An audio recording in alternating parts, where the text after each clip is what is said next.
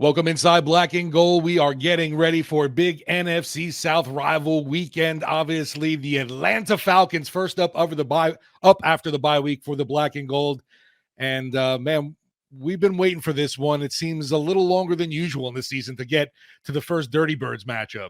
Yeah, it is weird. We're already in week 12. It feels like so much. Everyone's already had like 7 panic attacks. We haven't even seen a Falcons game yet. That's not what you want.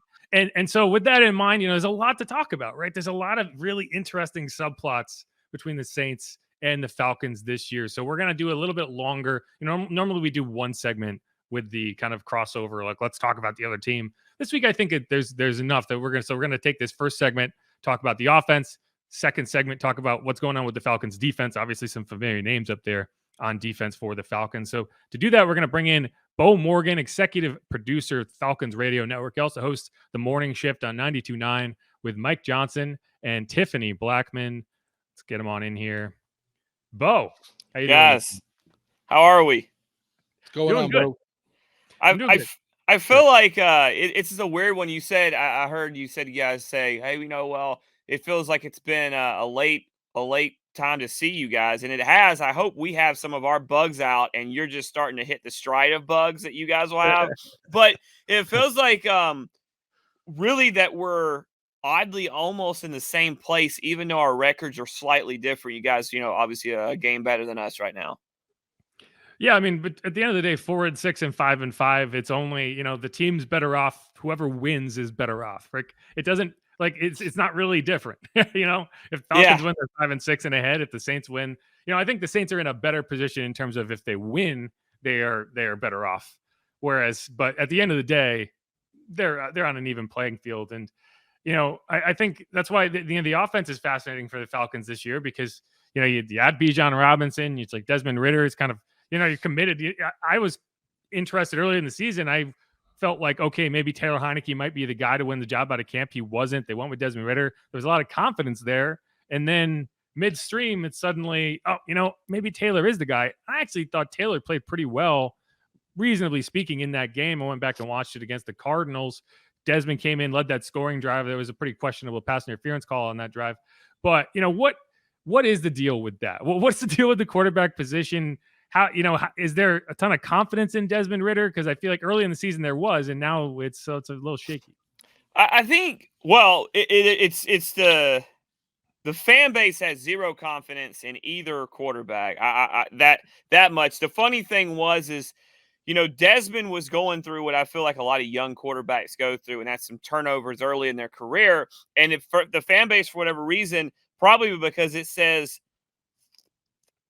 3 beside where he was drafted and not 1 or 2. That third round draft pick seems to make a world of difference to this fan base. And I like a lot of fans that way. I don't think our fans are any different in that aspect than others. But it was just that 6 touchdowns, but 6 interceptions. The real issue for me with Desmond, it was the fumbles. And you got to go back. The fumbles in the Tampa Bay game were really bad. You can't fumble 3 times in the red zone. One of which, not really his fault.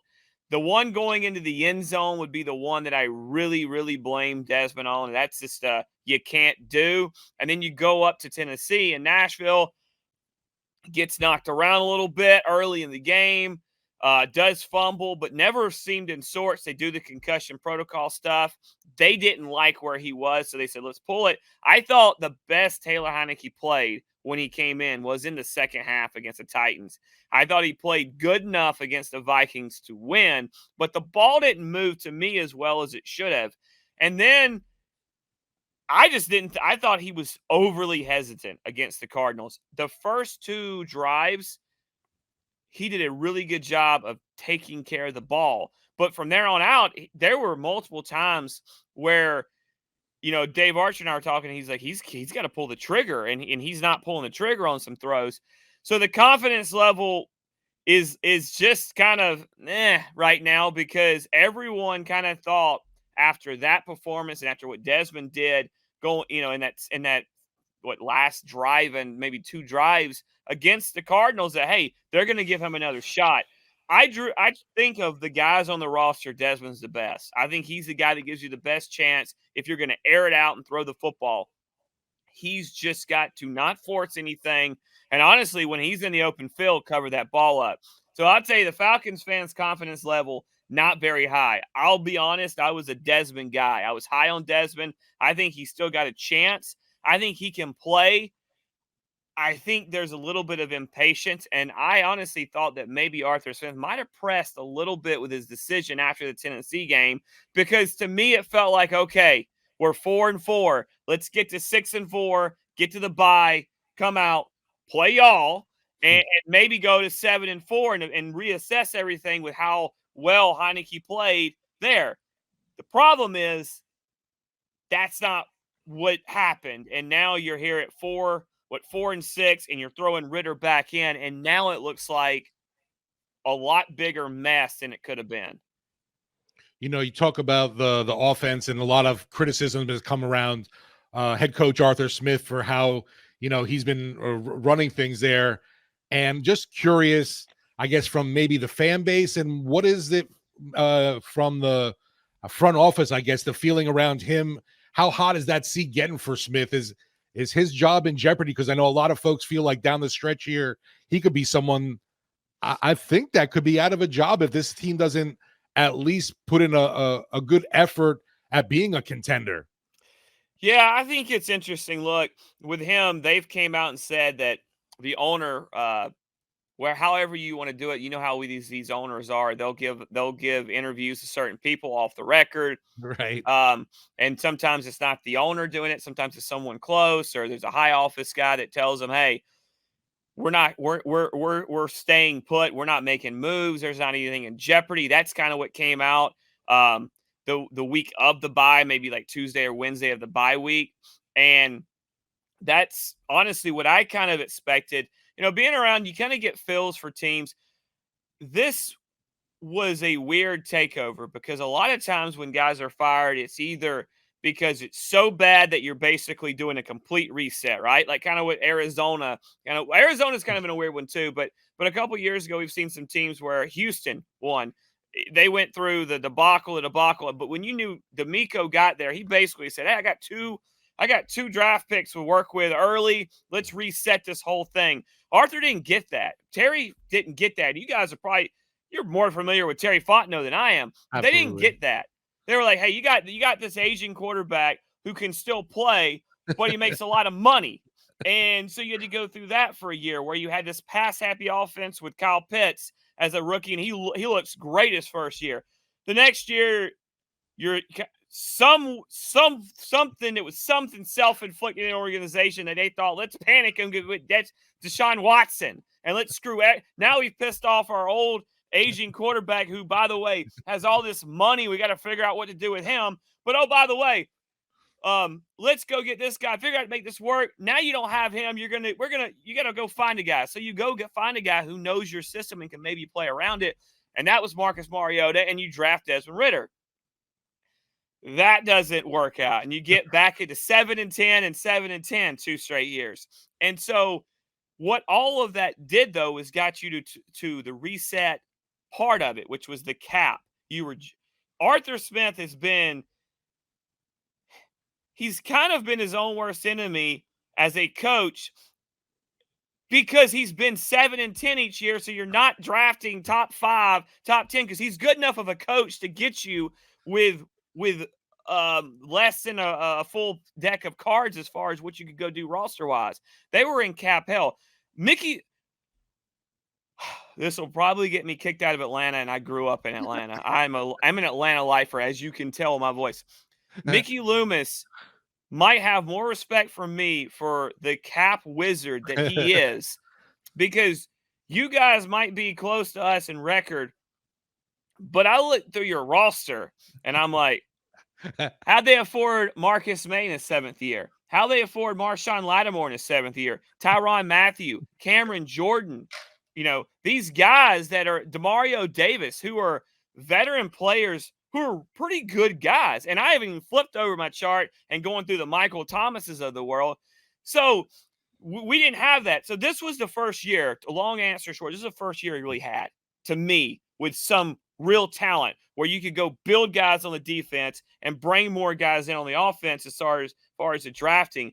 So I think Arthur, unless they end up going 4-13 or 6-11, I think Arthur's fine. You're going to have to figure out the quarterback position, and I think they're hoping that they'll figure that out in the second half. Sometimes you bench a guy, bring it back in, everything changes for him. So not saying that's going to happen. Fingers crossed, yes, but then that's going to You're happen. flicking us off there for a second. Yeah, no. Hey, you know what? We have cameras in our studio. We have special signals for those that are, when you don't do that, and it's not that. But our fingers are crossed. See, that's better, right? Our fingers are crossed in Atlanta that Desmond can pull it together. But no, I think Arthur's fine. I think he's going to get 4 years. It's funny because I think Terry Fontenot's done a great job in bringing in guys, scrap heap guys, and saying, "Can we plug you in, and can you get us just enough?" And he did it. Contavious Street's a guy that just came in who couldn't get on the field in Philadelphia. Now, that's not so much about Contavious Street because you guys know him as well. That's more about what's in Philly and how good they are up front. But they go make the trade after Grady goes down, and boom, he's come in, and he's played well his first 2 games. All of that being said, to me, if you ask me and say put some money on it, I think Arthur Smith has a 4th year in Atlanta, and I think Terry Fontenot, hear me out, Terry Fontenot probably has a 5th year because this team has some talent. They've got to figure out the offense. And I know we're not on the defense yet, but the defense in Atlanta has done enough. You can blame the last 2 games on them, but overall they've done enough. But no, I think Arthur Smith is going to get at least another year. And look, I like that. I don't like firing coaches every year. Although I would seem to think you guys might be looking for a new coach if you don't win this division, because I think there were bigger expectations when Dennis Allen took over than Arthur Smith. Yeah, well, I think it's interesting because what I would say, and I do like Terry a lot, and I don't know exactly how they operate in terms of draft picks and draft valuations.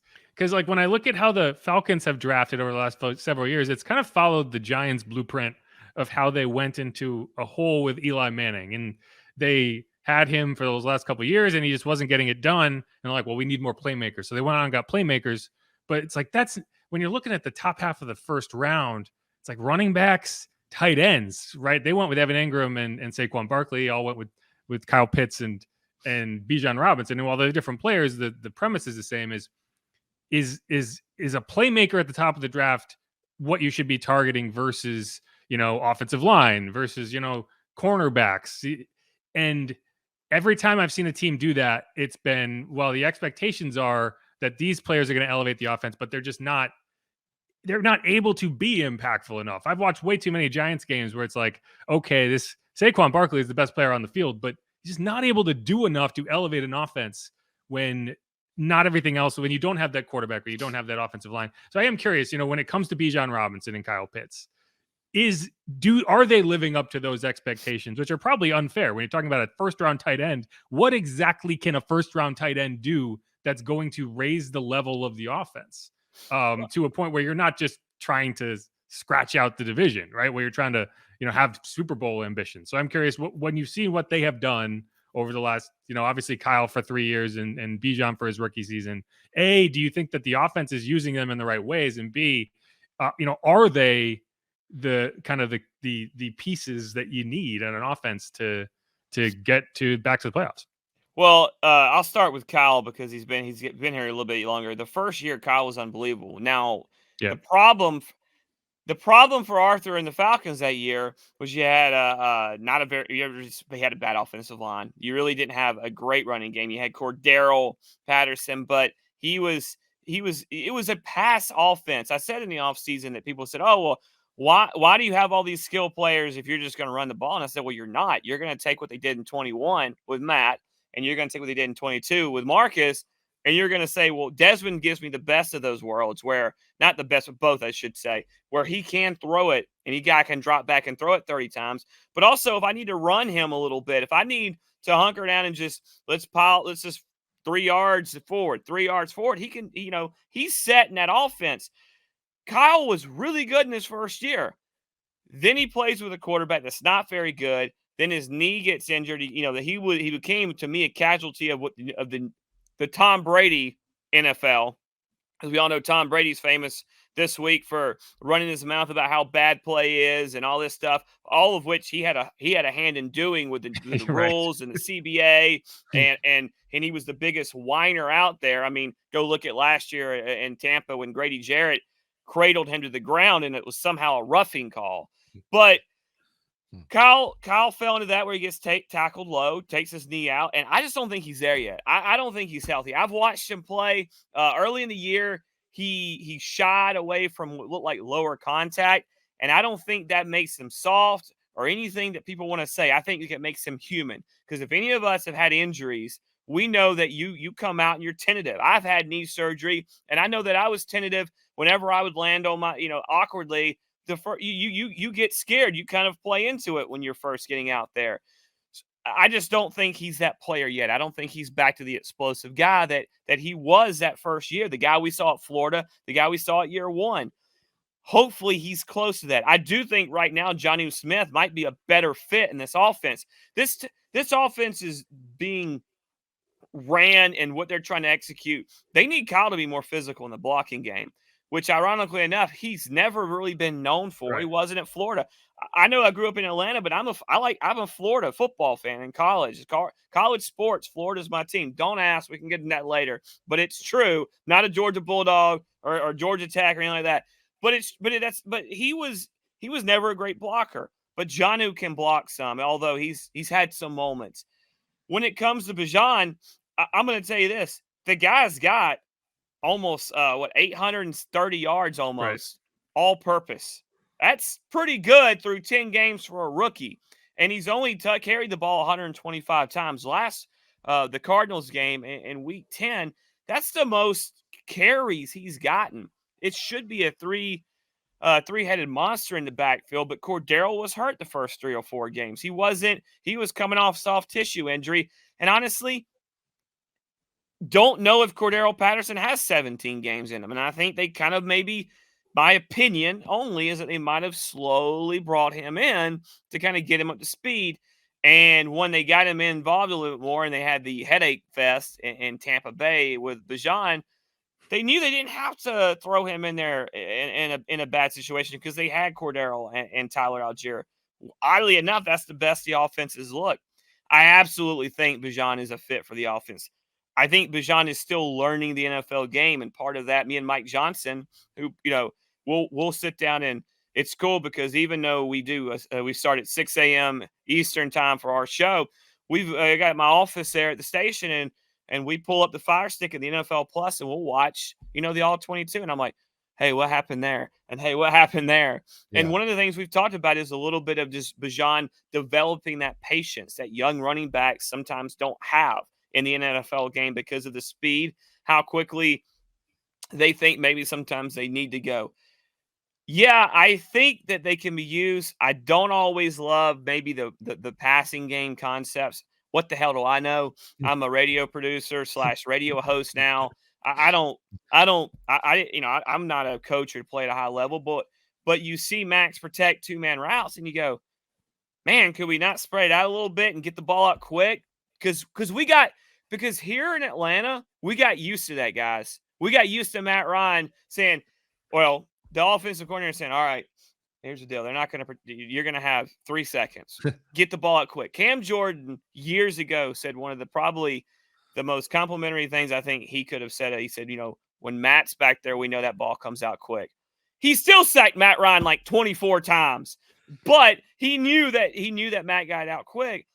So I would like to see that a little bit, but maybe that's what Arthur turns it into. I'd like to see Bijan, honestly, run more routes, spread out, send him downfield a little bit more, get him some stuff where he's running away from the defenders and really use him in the open field of what he can do.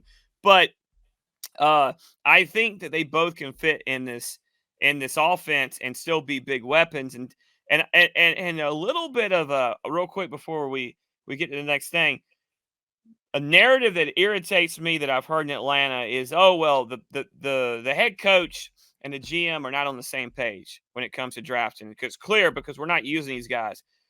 Well, Drake London, Bijan Robinson, Tyler Algier, Kyle Pitts, Jonnu Smith, Scotty Miller to an extent, Cordero Patterson.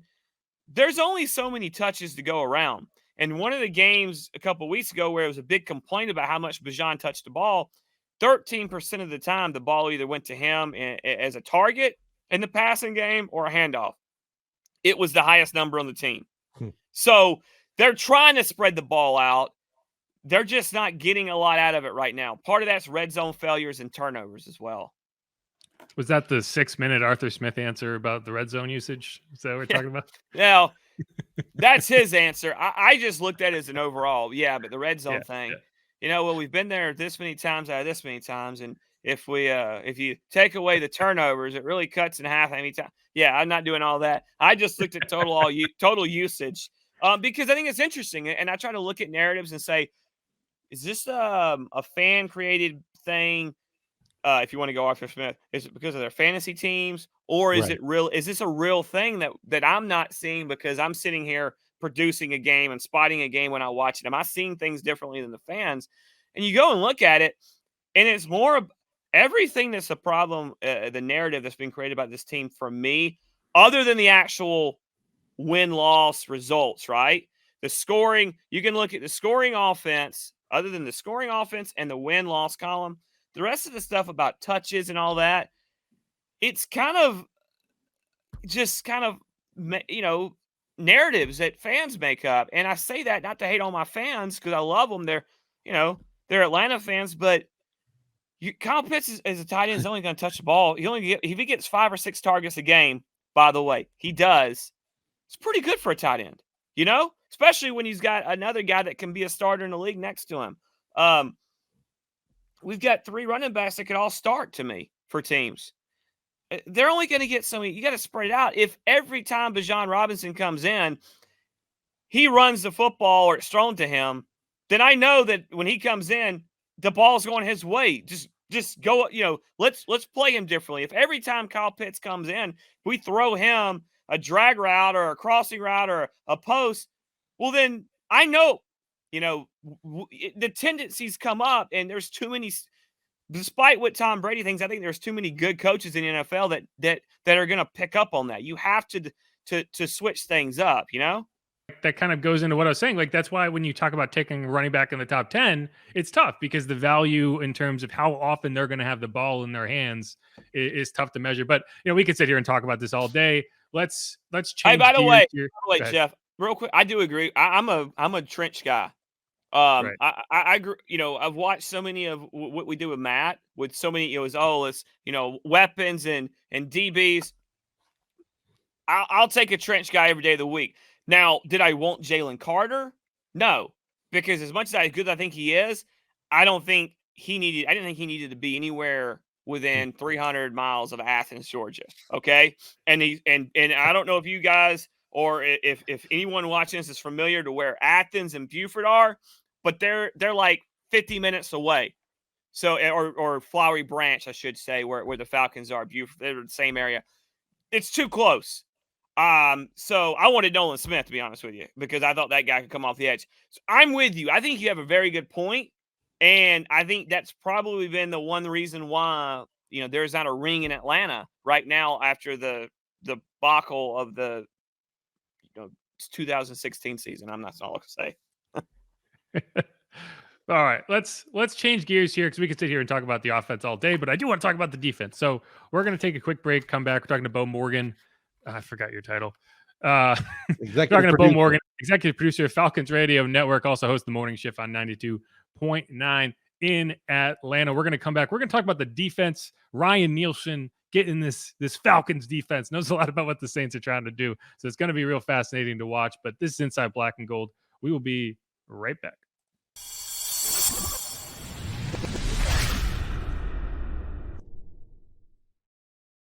And we're back on Inside Black and Gold. I'm Jeff Nowak alongside Steve Geller, and we're coming back with Beau Morgan again, executive producer of the Atlanta Falcons Radio Network. And, I know I said we talk about Ryan Nielsen, but the thing that's been sticking in my brain and I think is going to be a factor in this game is I went back and I watched, obviously, the All-22 from Falcons Cardinals. And, the thing that stood out to me the most from that game, because it's tough to watch the offense and take a ton out of it just because it was Taylor Heineke for a majority of the game. Then Desmond Ridder comes in, but you watch the defense and you watch how they just got completely just eaten alive by Trey McBride, a rookie out of, I think, Colorado State, who it's like, okay, well, this is a guy who, should be a focus of the defense in terms of he's been having a really good rookie season. You should be ready for him. I think he had 8 catches, 130 yards. He had that long catch on the drive for the go-ahead field goal. And, I was like, okay, is this something that happened in this game, or is this something that's been happening? And you look back and it's like, no,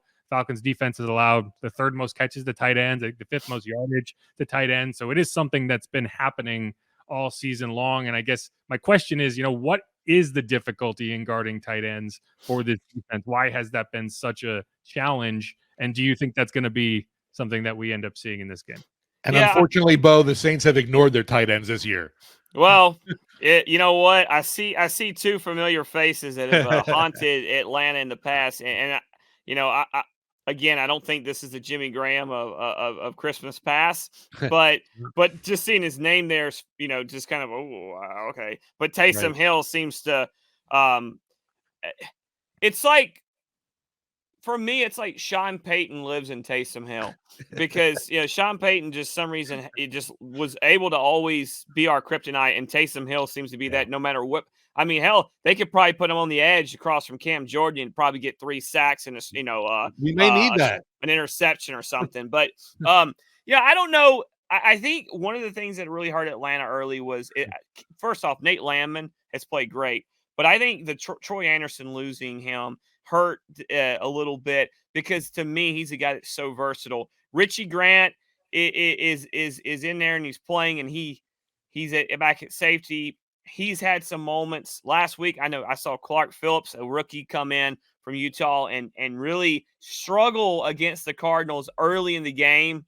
But it just seems to be there's always an issue with this Falcons team in the secondary somehow. And we've went through some guys. We've been banged up a little bit in that secondary. D. Alford is a guy who is all of a sudden became a player, and he was out against the Cardinals. Honestly, one of the biggest issues for me with this team is not even been the tight. The tight end thing's a great call, but to me, Trey McBride doesn't have the day he does if you can maintain your pass rush lanes as a defense and make some plays. The biggest play in that drive against the Cardinals that cost us was the fact that Arnold Ebiketie has Kyler Murray dead to rights, and he doesn't maintain his discipline, and he allows him to do whatever it is Kyler Murray is run around like a road runner and take off down the field, which was what he did. He ran like 80 yards on one play. I just think there is a little bit in that secondary that's lacking. Jesse Bates was great when we first get him. He's playing at a high level. There's been a lot of miscommunication though back there. I don't know. I'm not going to sit here and blame one guy or the other. I'm not 100% sure who we can blame that on. But as the leader, back there, I'd like to see Jesse Bates kind of help with that communication, because we've seen it too much here lately, where there seems like there's something going on. They're miscommunicating. They're talking after plays or blown coverages. I've seen them line up with some issues lining up, but it's always something. Our defense has been really good so far in Ryan Nielsen, but the last 2 weeks, it's just been, I'm sitting here rubbing my head, because it feels like 2018 and 19 and 20 and 21 and 22 all over again. And there's a lot of talent. So I think some injuries have helped, though, to your point, playing with tight ends suddenly having big games. And honestly, Trey McBride said straight up, they're going to put this Richie Grant guy on me. He can't cover me. And Richie Grant's a great dude. He's a guy that's really open to talking to the media, very honest. He struggled his first year. He's gotten much better in years 2 and 3. And I think part of his struggles early was the Dean Pease defense and the difficulty it is sometimes to learn these pro defenses. But, we've got to be better. And it starts with the Richie Grants, the D. Offers, and the Jesse Bates of the world, along with, Nate Landman and Caden Ellis, and I would say more Nate Landman really to cover those guys coming off the edge and the tight end position. You just mentioned Caden Ellis, obviously another guy that's a former Saint, David Onyemata, wondering how their initial season so far you feel have been going for the ATL. I've really been impressed with Caden Ellis to begin with. Onyemata I loved. I hated with y'all because because of what he did. And when that signing came, I was so pumped. I talked to him. We talked to him in training camp, and I said, man, I'm so glad you're here. Why are you here? And he said Ryan Nielsen. He was like, it's Ryan. Ryan, obviously, he's a big factor in me coming here. He knows how to use guys.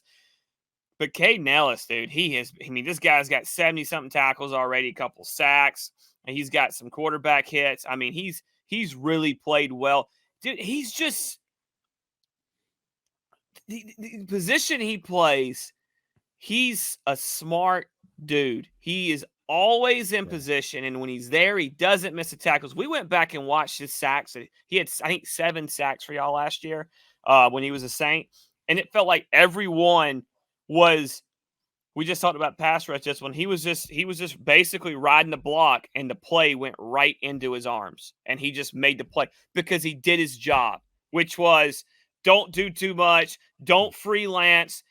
This is the design. You play that, and if the play comes to you, you're going to get it. And he did that. He's done that a couple of times this year. I've seen Nate Lamon do that a couple of times this year, basically following Caden Ellis. Troy Anderson was starting to really pick that up, following the Caden Ellis discipline. By the way, when I'm sitting there on the bus and I see Caden Ellis get on, I go, we get a new equipment guy?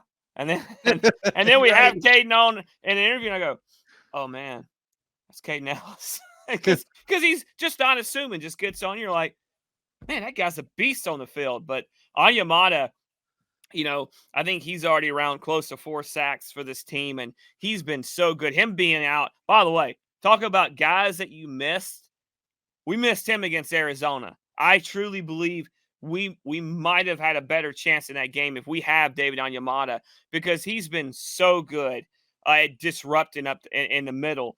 And we talk about it, the fact that we have Onyemata and Calais Campbell and, TQ Graham started to play a little bit better lately. We had some of these guys, and I felt, and Grady goes hurt, and Grady's always going to be a beast. But I was like, man, I feel like the only guy doing something for years up in that interior was Grady, and now we've got other guys. So is Grady still doing it, or are we just noticing other guys doing it as well, which is something we haven't seen? That's been really cool for me. I tell you what, I've loved the 3 big additions we have from New Orleans, which was Onyemata, Caden Ellis, and Ryan Nielsen. Ryan Nielsen, there's no doubt that this defense is better. The points per game is lacking right now. We're now heading towards the back, but I do blame some of that on short field opportunities that they've been put in. They can only stop in short field opportunities so many times. But I look at, they're a top 5 third down defense. They're a top 10 red zone defense.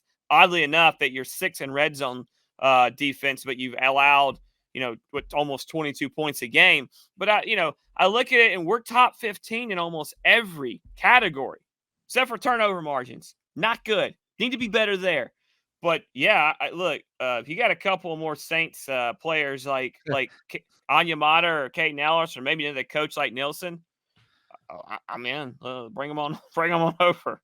Come on, you got Terry Fontenot too. Stop taking from us. Hey, well, maybe I don't know. We need to figure out how to take and add to the win column and add to your loss column. Right.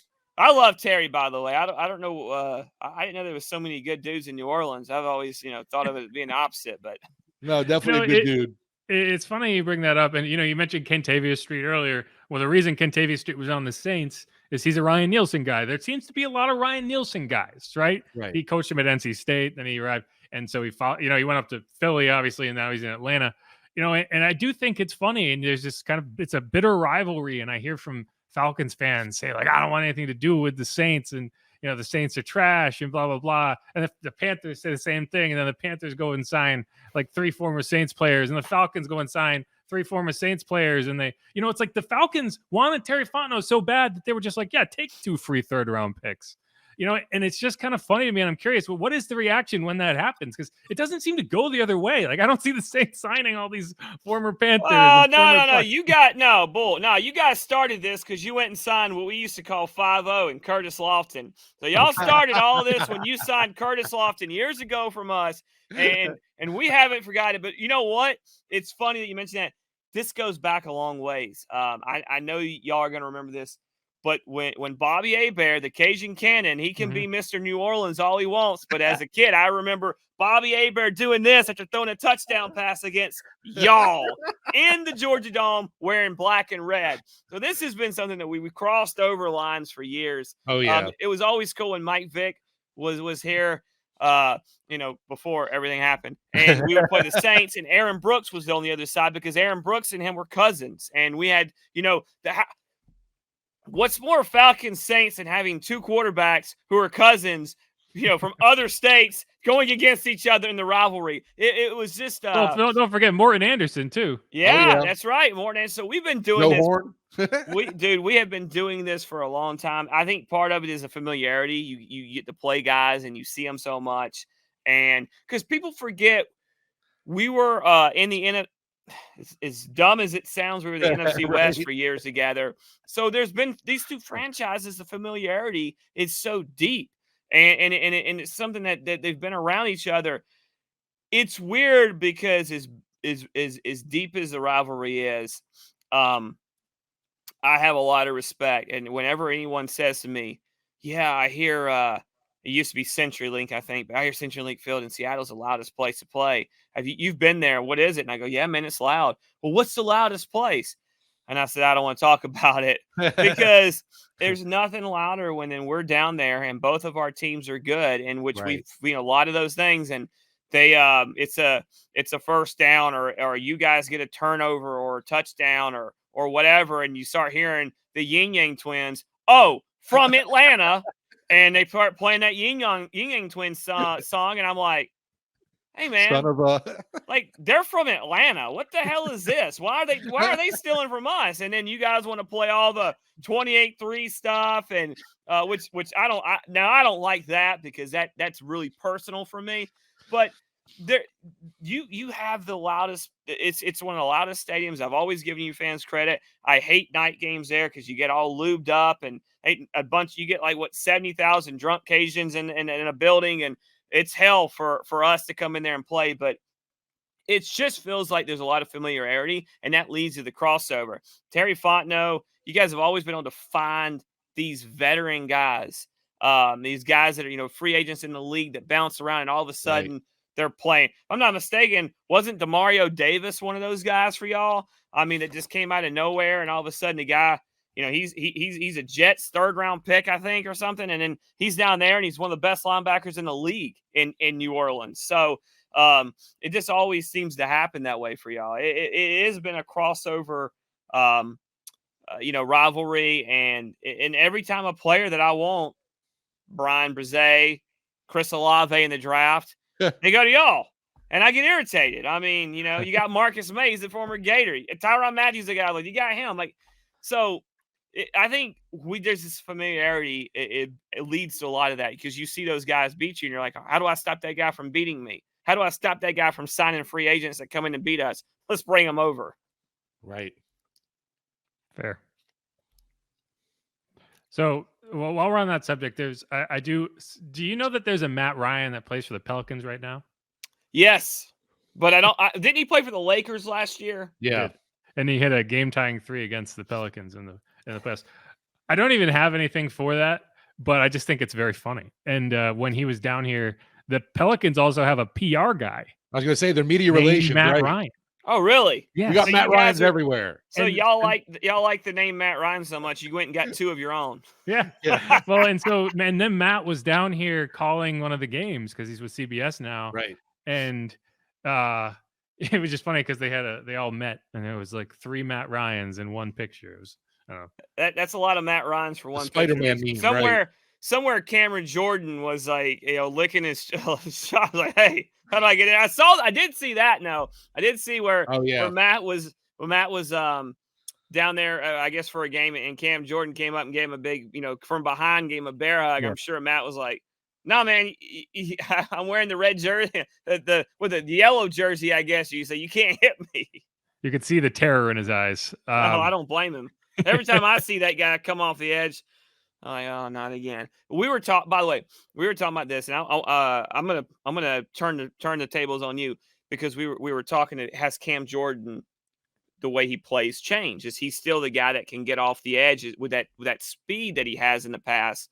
And maybe Caleb McGarry can handle him a little bit better. Something Mike Johnson was asking me, and I said, I looked at him straight up, and I can't remember this on the Saints podcast. I said, I don't know if it matters.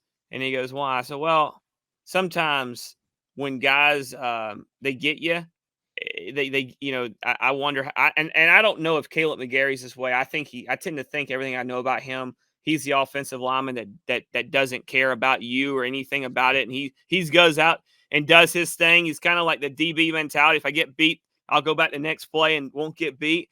But I said, I don't know if it matters with Cam Jordan on McGarry, because I don't know if it's McGarry's head or Cam Jordan knows he owns anything in red and black, but he always has a big game. It doesn't, dude. We could put Anthony Munoz out there on Cam Jordan, and he would beat him for 3 sacks against us. It's just like a rite of passage for whoever he goes against. Yeah, well, I think the Saints are hoping that is the case, because they have like 18 sacks on the year, like second to last in the NFL. So if Cam does, that theory will be tested this year, right? Because it's kind of like there's this stat that anytime Taysom gets 7 carries in a game, they're like 17-1, and it's like if Cam goes out and has another 4-sack game this year, then it will be the theorem will be proven true, that it is really just the Falcons that he needs to face. Go ahead. Yeah, we had a weird situation this year. It feels like, Ryan Nielsen obviously left. It feels like he took the pass rush with him, but somehow our ability to create turnovers has increased this year. So I'm not really understanding that correlation. Dude, I'm going to tell you, you want to see our defensive stuff? I said, we are top 10 in red zone defense, yet we give up 22 points a game. We are 9th in passing yards allowed, yet we have been terrorized by tight ends the last few weeks. We made Josh Dobbs look like Cam Newton. Oh, wait, I did too, though, ironically enough. So I don't ask me. Like, I have no clue. You want to hear a stat? You want to hear a stat that you could share? Okay. The last 5 games in the first half, the Saints have allowed 13 red zone trips. They have allowed touchdowns on 10 of them. It's an 80% success rate in the red zone in the first half of the last 5 games. If we can't get healthy in the red zone this week, something's wrong. But, hey, look at this.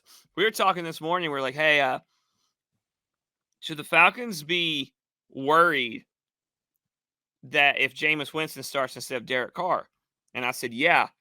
They said, why? I said, well, it's like the first time starting thing where you rally around that backup quarterback or that first time starter, and they got this confidence, and they're like, I got nothing to lose. I'm going to go sling it. Well, look at all the guys who started making their first start. Bryce Young. We had technically Jaron Hall was making his first start from the Minnesota before we knocked him out. Will Levis. Kyler Murray comes in and makes his first start. It's like, oh, making your first start of the season? Come play the Falcons. Now, if Jameis starts, it'll be first start of the season. And we're like, can we get Derek Carr? Can we just get him instead? Because it never works for us. We're like, oh, yeah, we got a backup quarterback. We lose. Oh, we got a rookie quarterback. We lose. I mean, we beat the guys drafted 1 and 2, and Young and CJ Stroud. But nah, man, you bring us a Will Levis or a Josh Dobbs or Kyler Murray. Oh no, we're done for. So I'm sure Jameis will run for 70 yards and 40 of it will be yards after contact or some crap like that. And he'll look like Cam too. It's just unbelievable. I don't. You guys can't stop people in the red zone. We're giving up almost 23, 22 points a game, and we're great in the red zone. So go figure. Who knows? But all right, we're talking to Beau Morgan, executive. I keep forgetting your title. I'm Talking an to Beau executive Morgan, producer, executive Falcons producer, Radio, Falcons host Radio Morning Shift, Network. 92.9 The Game. We're all good. He's got it. He knows his own title. But all right, before I let you go, just more in all seriousness, what is kind of your confidence level, your prediction? You can give us a score or whatever for this matchup, because it does feel like, as a Saints fan as a whole, it doesn't feel like there's a ton of confidence. And I think that's probably true about the entire NFC South right now. I think the Bucs have lost 5 of 6. Y'all have lost 4 or 5. The Saints, can't beat a backup quarterback. What are you looking at? What do you think is what is your prediction for this game? I've been really thinking about this for almost 2 weeks now. Because I know we're rolling through this week as we get to Thanksgiving, but I do have some confidence. I tend to think what I saw from Desmond Ridder coming in that game, ice cold off the bench. He had confidence in the situation. When you're trailing, you're trying to go down and score. I tend to think Desmond Ridder is going to kind of come out and play like I just talked about. I like us in this game. We've been better at home this year than we have in the past. You guys coming off almost a similar, loss that we kind of had with Minnesota. I think our defense is much improved. These two teams know each other really well. Ryan Nielsen kind of knows what y'all want to do on offense pretty well. I tend to think this is going to be a typical game between these two teams where it's rough, it's slugging out. I think it might be as physical as we've seen in a long time, though, without Sean Payton and Matt Ryan and Drew Brees and a part of this. But I would expect something, like the typical NFL 24-23. It's going to come down to the last possession. I like us at home with Younghoe Koo. I like us to get it done. I hope the building will look like these are two teams playing from 2012 or 2016 or 2010 or whatever, when the rivalry was just so alive with both teams' passion. But I do have some confidence for us. I think there's the right guys, the right veterans, especially on the defensive side in this locker room, that know the importance of this game, know what it means to get right, and know that this is a division rival. So I like us in this game. Now, it's easy because I'm in Atlanta. I'm going to pick Atlanta over the Saints every day of the week. But I honestly do feel somewhat good about this game. Yeah, in worst case scenario, you get the 50th anniversary of hip hop. So, Yeah, we'll get that at halftime. Let's hope it goes better than when they had Bone Crusher play at halftime when Mike Vick was there. Yeah, we needed the explicit lyrics, parental advisory note up there. Gotcha. Well, Beau Morgan, again, executive producer of Falcons Radio Network. Thanks so much, man. Appreciate the time. No, anytime, guys. Really, always have a blast with y'all, even if it is in New Orleans. Appreciate you, man. All right, bud. All right, thanks again, Beau Morgan. I think it's interesting. I think the Falcons and the Saints are in very similar situations, and it's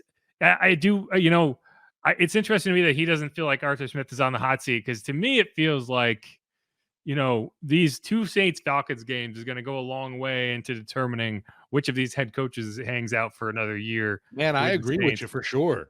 Yeah, and I think what Arthur does have going for him, and I think Beau is correct, is he didn't go all in on a quarterback that was his and say like, nah, this is the guy, we're going to go get this guy, right? If they had gotten Deshaun Watson and then this season went this way, then maybe. But I think that's probably true. When you hitch your wagon to a quarterback in a system and that doesn't get there, then your shelf life as a coach feels like it goes down quickly. Whereas when you don't have that guy, you always have the excuse of like, well, if we had the quarterback, we would have got him. Obviously, Marcus Mariota wasn't the guy. Obviously, Taylor Heineke wasn't the guy. Anyway, so the problem is they're not drafting the quarterback either. So I don't know. I have seen one rumored free agency come for next season, had Atlanta targeting somebody like a Kirk Cousins, which I wouldn't like to see Cousins facing the Saints twice a year. We know what he's been able to do to this team. Well, it is funny that neither of these teams is trying to go the route of the Panthers. Right. And I do think, it's not a coincidence that both of these teams are, influenced by the Saints front office. I don't think the Saints believe in doing that. And I don't think Terry Fontenot believes in doing that. And in effect, the Falcons don't believe in doing that in terms of go all in for a quarterback, whatever the cost. And, when you hit them, that's great. I've seen people saying, well, the Saints should do what the Texans have done. That's the example we should use, not what the Panthers have done. But it's just like the Saints don't have a Deshaun Watson to trade, right? Yeah, of course. If the Saints ended up in that position where they had to trade this, maybe next year you can do that. Maybe if everything goes to shit and you're like, okay, who wants Derek? Who wants him? And the Falcons are like, we do. Yeah, I That's think what's gonna happen. I think, obviously the draft upcoming, there's fans already, Jeff, that they're like, the Saints have to do whatever it takes in their early power to be able to trade up for Jaden Daniels. And I'm sorry to say, I don't see that happening, sadly. I wish, just like, when people wanted Joe Burrow, the Saints are going to move up and get him. Yeah, it'd be nice. I wish. It just ain't going to happen, though. No, and I mean, this, like, the Saints are not going to operate as a team that's like, he plays up the road, we got to go get him. Nah, it's not good. If he falls to them, I would love it, but they're not going to. It's not what they do. Just not what they do.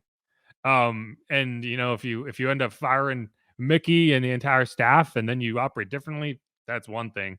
But we'd have to get there before we even talk about what would happen with a new regime. And that's just not what this regime does. So we'll get to that. That'll be we'll have plenty of time to talk about that down the stretch of this season. First things first, let's get back to this game. We're going to hit a break here. Thanks again to Beau Morgan for breaking down a lot of what the Falcons are dealing with. But we're going to come back. We're going to talk more about what the Saints have to do, some offensive and defensive X factors for how they come out of this game with a win. Again, I'm Jeff Nowak. He's Steve Geller. This is Inside Black and Gold. If you haven't subscribed yet, do that. And while you're doing that, hang around. We will be right back.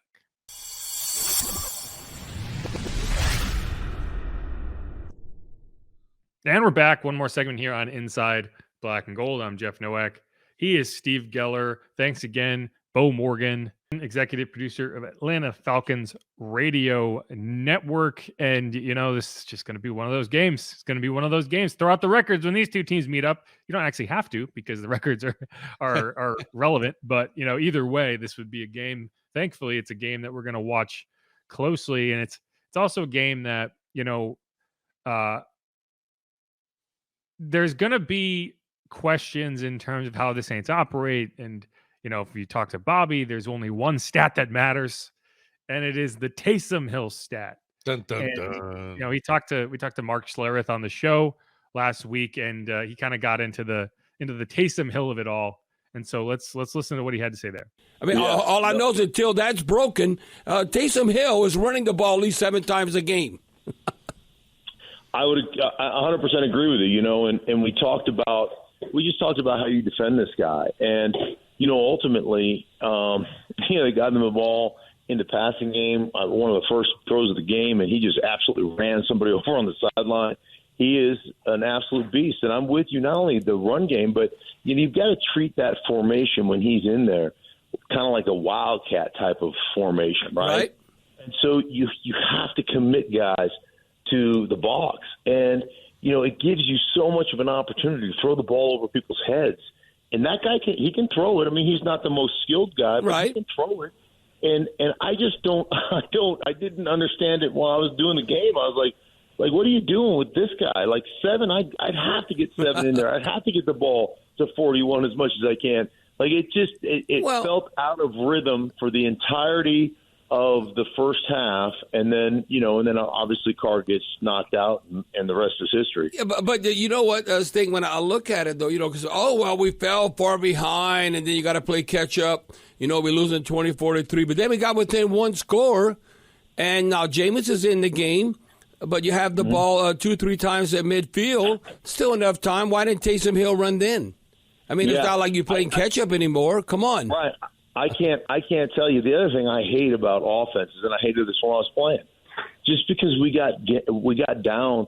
You get down by 7 points or 10 points, whatever, and offensive coordinators it's like they can't wait to stop running the ball. They can't wait to get away from the game plan. Right. Right. Start panicking. Right. And I'm like, one touchdown gets us. If we're down 10, one touchdown gets us into a field goal game. You realize that, right? It's not like we're down by 30. And I just has never understood the mentality. It's almost this excuse like I always say this about I had this. I was consulting for this NFL team, and they wanted to run the wide zone, right? So they brought me in to talk about running wide zone stuff, and so he was like, "Hey, man, it's great that you're here. You know, I'm sitting down with the offensive staff and the play caller, who happened to be the head coach at the time, and he goes, "Hey, I really, brought you in. Really want to run the ball." And I said, "Do you?" And he goes, "Yeah, that's why we brought you in. We really want to run the ball and da da da da." I go, "Do you?" And he goes, "Yeah, that's why you're here. I want to run the ball." I go, "But do you really?" And he goes, "Yes." And I go, "Listen, let me tell you what I hate about you." And he goes, "Oh, great. Here we go." And I said, "You'll run the ball 3 times in a row for 2 yards of carry. You'll throw your hands up in the air and go, 'We can't run it.' But I go, you'll throw 7 straight incompletions and act like that's no big deal." I go, I don't understand. I don't understand. If you want to run the ball, you have to have commitment runs. And commitment runs to me are, hey, we just got 2 yards or we got 3 yards, but it was a nasty 2. It was a nasty 3. And if you run the ball with commitment runs, if you run the ball with attempts like that with Taysom or with Kamara, you run the ball that way, guess what? Those attempts become big play opportunities in the passing game. So one leads to the other. Yep. And to not do that doesn't that stuff doesn't make sense to me. Commitment runs. Being committed to the run game. It's like you got to do that. Yeah, and I agree with a lot, and a lot of what Mark is talking about there, stuff we talked about after the game, and it's the idea that you're behind by multiple scores, and that's why you don't run Taysom Hill. That can't be the answer. You can't treat Taysom Hill as a situational part of your offense. It's part of your offense, and it hits multiple facets here. One being, okay, you got to get Taysom Hill involved in however you can. First of all, second of all, you need to get him involved in ways that is more than just, okay, we're going to run QB power 7 times a game and move on. One thing that's strange to me is when Drew Brees was here, a lot of the Taysom Hill action was you run both of them out there and Drew goes off to the side and you run Taysom Hill against whatever personnel they threw out there. And I think it gives you opportunities to say, okay, they have a light personnel grouping. Yeah, we're going to run QB power here. Even though you don't get that extra blocker, you're running it against a front that is not designed to stop it. You haven't seen that this year. They did it once, I think, against the Panthers. And I mean, correct me if I'm wrong. I've watched all these games. I cannot recall it happening again. And to me, that's just emblematic of the kind of rigid play calling and just kind of I don't want to say creative, because I think creative is overused in terms of like, you don't need to be creative. Fooling a defense isn't really the goal. The goal is to beat the defense. Sure, it'd be great if you fooled them, but you're not going to fool them every time. So if you rely on confusing the defense, you're not a good offense. You have to be able to beat them even when they know what you're trying to do. But it's just like, there's not a lot of read and react situations going on with this offense. It's all call the play, run the play, let's try it again. And Mark talked about that. It's like you're calling plays and not calling an offense. And I think that's just part of that. It's like you're not looking at what the defense is doing and adjusting to it. You're running your offense no matter what they do. And so, yeah, I think you got to get Taysom Hill involved. We're going to talk about X factors here. I think I'm kind of projecting who my offensive X factor is going to be, and we can get more into it. But like if you want this offense to run that in the way that you do, which is, be aggressive, control the line of scrimmage, right? Impose your will. You have to use Taysom Hill, and you cannot use a 10-point deficit, or in this case, an 8-point deficit, as an excuse for why you're not doing it. No, it just seemed, it's one of those big head scratching moments again in the game. During it, you're wondering, where is Taysom? Why isn't he being used? You had, a guy like Michael Thomas go out in the game. You figured you want to bring a little more physicality into the offense. And Taysom does that all the time. And like you said, he's not just a situational kind of usage player. He is part of this offense. You could argue even he is this offense to a certain degree. I just know when he's in the game, there's that added excitement of what is he going to do, number one, and then two, when he does get the ball,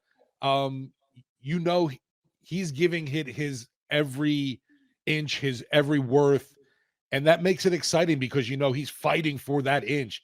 Taysom's just, like I said, I go back to it all the time with Alvin Kamara calling him a bully. It was the perfect, and simple description for the way he runs, kind of deal. Yeah, and you're forcing them to work, right? Like I think what Mark said there is very true in that, offensive coordinators, it seems like they just want to stop running. Like they want to throw the ball and they look for excuses. But if you're running the ball and you're forcing them to defend and you're making life difficult on the defense, right? You're making them come up and make a tackle. Well, it's like they would much rather have to defend 7 incomplete passes than 7 2-yard runs, right? Like there's the whole body blows kind of thing. Right. And it's true, right? Like what are you getting out of those passing attempts if you are not kind of setting the tone? One other thing that I decided to look up this week, because I knew it was what it was, and it's kind of funny to see all laid out. Taysom Hill in 12 career games against the Falcons. 3 of them have been starts. He is 3-0 as a starting quarterback against the Falcons. 2 of them came in the 2020 season when Drew was out with the rib injuries. Another one came in week 18 of the 2021 season. He actually only got through the first half of that game. Trevor Siemian came on in relief and won. But Taysom still gets the credit for the win as the starting quarterback. And he played well in the game. Like he had them ahead. He threw a touchdown pass. So if you look at that in Saints history, the only players with more wins as a starting quarterback against the Falcons are Drew Brees, Archie Manning, and Bobby Hebert.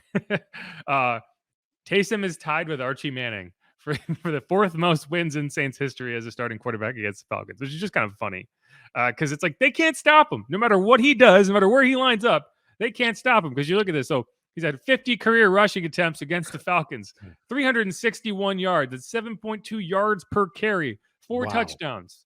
Passing, 57 of 75, 702 yards. That's about a 76% completion percentage. 4 touchdowns. He has lost 2 fumbles, which, it's hard to quantify in terms of, okay, when he was a starter, was it a run or a pass, right? But, either way, I think those 2 came during the 2020 season when he was starting. So you count those against him. So he has lost 2 fumbles, but I think 57 for 75 for 702 yards and 4 touchdowns is what you would hope for from a Taysom Hill passing offense. It's a lot more than you would hope for. He hasn't really had a lot of chances as a pass catcher, and in part because 3 of the games, which, earlier in his career, he didn't get as much usage than he has the last 3-4 seasons, but 3 of those games, he was a starting quarterback, so he's not catching passes as a starting quarterback. But even so, 4 catches for 17 yards and a touchdown. He has 4 kick returns for 96 yards, which isn't great. You want to average around 25 yards, considering if you didn't return him at all, you would get him at the 25. But still, you're talking about 24 yards per return, which is pretty good. He has a special teams tackle. He has a blocked punt. And he has 1 turkey leg that he was able to get on Thanksgiving. And, you're talking about a guy who has 9 career touchdowns against the team. This is not a starting quarterback in 12 games, right? That's a lot. And so, I had someone, I tweeted these stats, and someone was like, yeah, but he's never faced a Ryan Nielsen defense in a game before. And it's like, yeah, Ryan Nielsen has never faced a Taysom Hill in a game before. That doesn't mean that they'll one or the other will have success. So and to be fair, Ryan does have an idea of how he's going to approach Taysom Hill. He's had to do it in practice and training camp. Although I will say, in training camp, you're not tackling, so you're not really running. Like that's one of the funny things about the Taysom Hill offense is you don't really practice it because you're not. It's the same way you don't practice running plays in the sense of like you're not really tackling. So you as a defense, you don't have a sense of how difficult it is to really tackle that guy because you're not doing it in practice. Even in fully padded practices, you're not really hitting. But you look at that and you say, if this game, if you do not make a concerted effort, I don't care what the score is, to get Taysom Hill involved as much as possible, I don't know. Like I am always of the belief that like firing coaches mid-season is not the answer unless you are desperate. Like the Steelers fired Matt Canada. I was going to say the Steelers disagree. I mean, But like Matt Canada has failed forward more than any coach in like the history of modern football. He should not have had a job, period. I don't know why he ever had that job. At least I can understand why Pete has the job he has. Matt is just terrible. He's a good example of overcomplicated is not always better, right? People talk about, oh, they don't confuse anyone. All Matt does is try to confuse people, but he confuses his own offense and they suck. Anyway, when's the last time you saw a 6-4 team fire its offensive coordinator? Right. But like, if you go into this game knowing how much trouble this Falcons team has had stopping Taysom Hill historically, and you don't get him the ball, he gets one carry, and you say, well, yeah, it didn't work. No, I'm sorry. Like that, I will completely change my tune. I think Pete understands this. Personally, I think he does understand this, and he will get Taysom involved, maybe to a fault. But he's my offensive X factor, and I expect him to have a big game. And I hope that Pete expects him to have a big game.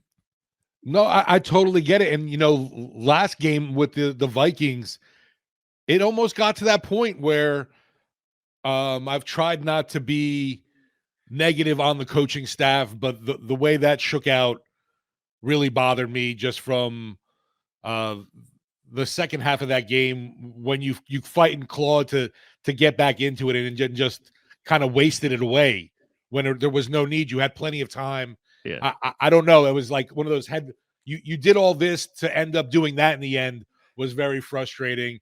The lack of Taysom, it can't carry over into this week. Like you mentioned, he's a Falcon killer. We'll just say it is that way. Has owned this team, and they need to continue to ride him, obviously, to get back into those winning ways after the bye week. We saw week one. I think you mentioned it last podcast, week one of last year. He was that spark for this team when they needed something. Yeah, and I mean, he only had 3 carries in that game, but he had 80 rushing yards, right? Right. It's funny because everyone talks about him running the ball. I want to see him. He can throw the ball too.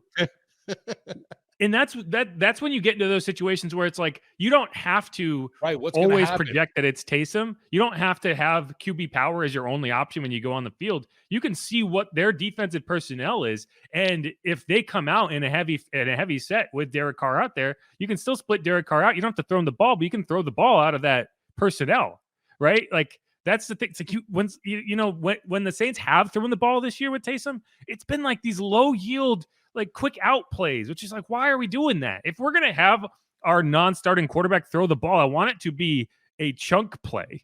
And if it's not, don't throw it. Like against the Colts is probably the only example I can think of where he came in and threw it downfield. And it's like, if you're going to throw with Taysom Hill, that's what I want to see. And we just haven't seen that at all either way. Anyway, we'll find out. We'll talk more about this on Monday based on what happens. Yeah. But all right, let's we got Taysom Hill obviously, and I stole him as the X factor for offense. Who's your offensive X factor?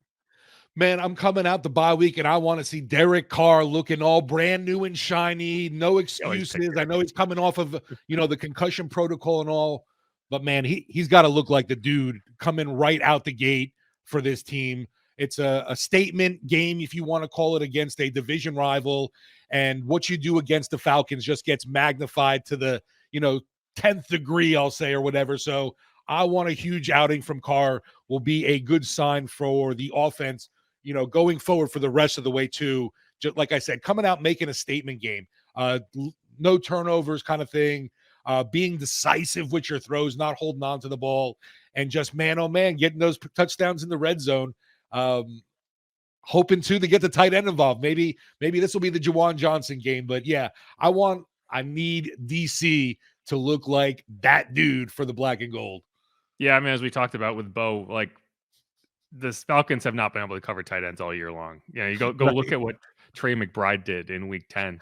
It was remarkable. I think he had like 8 catches on 9 targets for 130 something yards. He's the reason they lost because he caught a bomb on the final drive, setting up the game. Go ahead, field goal. Anyway, I agree with you. I think Juwan and Derek, you got to find a way to connect. However that looks, you got to find a way. On the defensive side, so I'm going to go first here just to keep it in rhythm. My X factor is whoever ends up replacing Marshawn Lattimore on the outside. Right? Like you can make an argument that it should be Ike and you keep Alante in the slot. I would say that based on, you're expecting to be without Marshawn for a few weeks. I want Alante on the outside, and I want whoever you feel most comfortable with stepping up into that slot corner role And if it doesn't work, then maybe you adjust mid game and you change some things. But I want to see Alontae Taylor step up, and if it's not him, then I want to see Ike Adams step up, because whoever it is, you're going to get targeted. They're going to come after you. No, exactly. And you know what? I'm actually going to go the flip side. I'm going to go now Paulson Adebo, who becomes, corner number 1. And let's see if he can, live up to that billing. He's been great all season. And I just see this as an opportunity for, obviously, him to show he can be that main dude, even though, obviously, I know being number 2 alongside Marshawn, you're still getting targeted a ton and might even get looked at less now. But I just want to see Paulson continue to thrive for the Saints defense. And even so more now, maybe with like a Lattimore down, it's going to be even more vital for him to be in that top form. Yeah, and I think, Scott Shanley talked about this earlier in the week, is like, I think you are going to see the Saints kind of dial up more pressure, knowing that you don't have Marshawn back there. And so, that the two things happen there. One, you expect to get more pressure early, but you also leave guys on an island. And so you have to be able to hold up. Like, you don't, the idea is you're not going to be covering forever, but you can't get beat immediately. Like, that's the trade-off is you are sending extra guys to get pressure.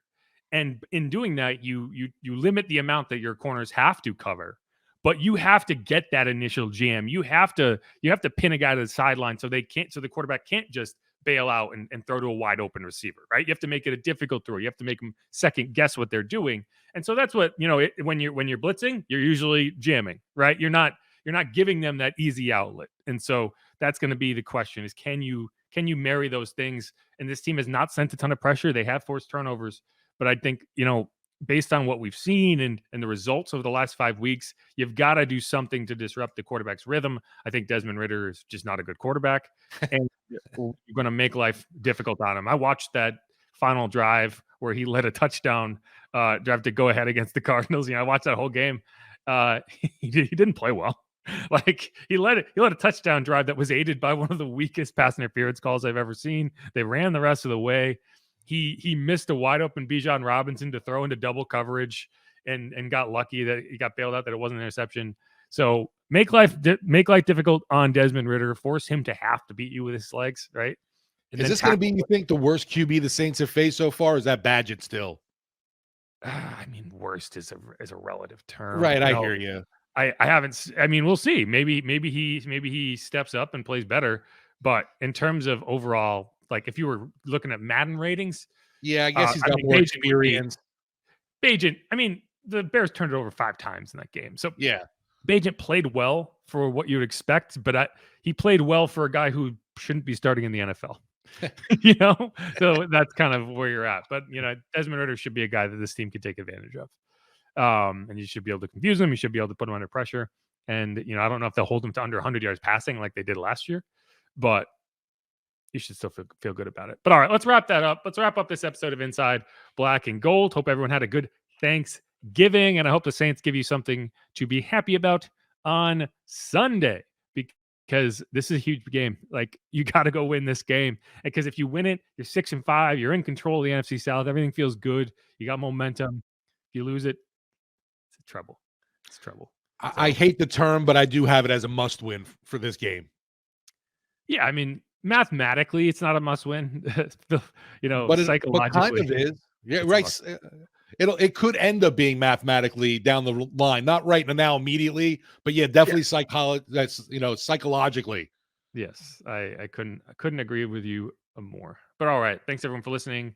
It's Inside Black and Gold. Be easy, y'all. Who dat?